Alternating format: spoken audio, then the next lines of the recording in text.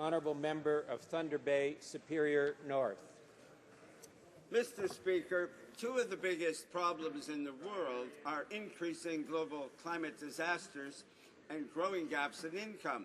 The right energy policies could help solve both of those things, but Canada has no national energy strategy or any real job strategy other than the temporary foreign worker program.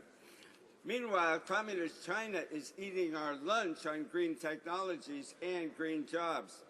By refusing binding greenhouse gas targets, Red China has successfully trapped our conservatives, all while Red China's National Bank is pouring capital into sustainable future energy technologies like solar and wind. China is the world leader in clean energy investments. They set aside $54 billion last year for the sector, dwarfing Canada's paltry contributions. Endlessly pumping oil is not even doing our economy that much good in the short term, and it's becoming clear that over half of all the oil and gas reserves in the ground will have to stay in the ground as monstrous stranded assets. Let's look at some of the facts of life under this government since they took power in 2006. Unemployment is up by 9%. Youth employment is far worse than that. Real economic growth per capita is the lowest, wait for it, since the Great Depression. Personal debt and the national debt are both up by over 25%, Mr. Speaker. As a business person myself, I find it fascinating that the party that claims to be the party of free markets instead picks winners and losers, mostly losers in the longer run. The IMF reports that Canadian government subsidies to oil are a whopping, wait again, $34 billion each and every year. We Canadians are addicted to oil.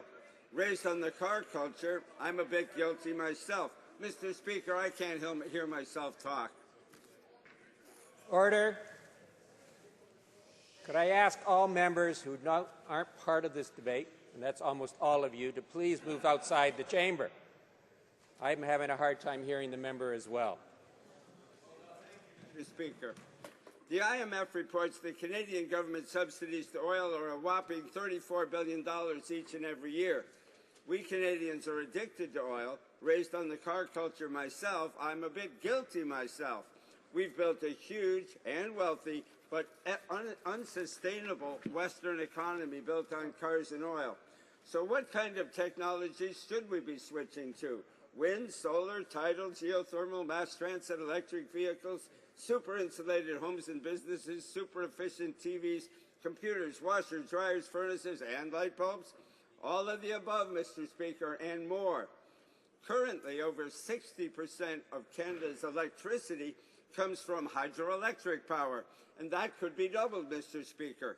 Canada captures just 1% of the green tech market, worth $1 trillion globally. With the right investment, Canada could increase its share of the clean tech market to $60 billion by 2020. So how do we free the awesome power of the marketplace to discourage CO2? 4 out of 5 of our National Party leaders acknowledge the need to price carbon. The Prime Minister has refused to price carbon and has instead promised regulations which never arrive. The NDP is stuck on carbon cap and trade. Expensive, bureaucratic, complicated, ineffective, truly a job killer. The NDP doesn't really understand business, large or small. The leader of the Liberals has sometimes called for a price on carbon to justify his supporting the XL pipeline.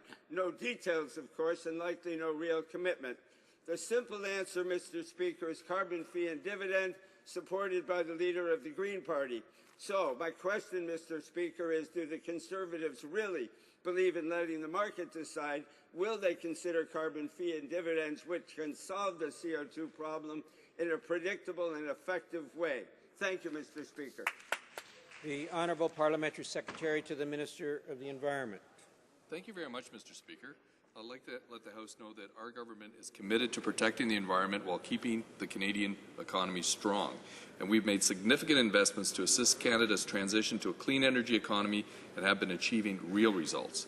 I'd like to first express how surprised I am to hear the member opposite cite China's energy policy as a model for Canada to follow. So let's look at some of the facts, Mr. Speaker.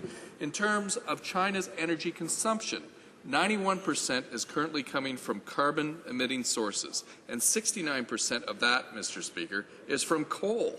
Mr. Speaker, less than 8% of China's energy is currently being generated from renewable sources.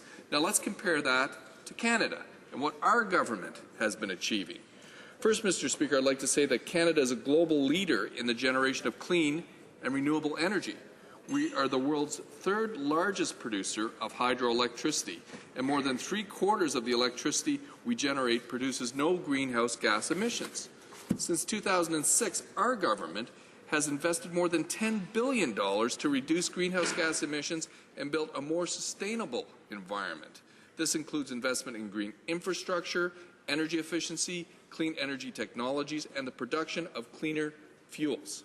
We are also the first major coal user to ban construction of traditional coal-fired electricity generation units. Mr. Speaker, the first 21 years of our new coal regulations are expected to result in a reduction in greenhouse gas emissions of 214 megatons. This is equivalent of removing roughly 2.6 million personal vehicles from the road per year. In addition, Mr. Speaker, since 2008, Canada experienced a 24% growth in clean energy investment, ranking it 8th in the world, and Canada ranks 5th worldwide in green investment intensity. That is clean energy investment per dollar of GDP. Mr. Speaker, our record speaks for itself, and I think it's safe to say that we will not be taking any lessons from China or the member opposite. Member for Thunder Bay, Superior North. Mr. Speaker, this member failed to mention that those coal bans don't come into effect until 2015, and they also allow new plants. They just tinker with it a bit.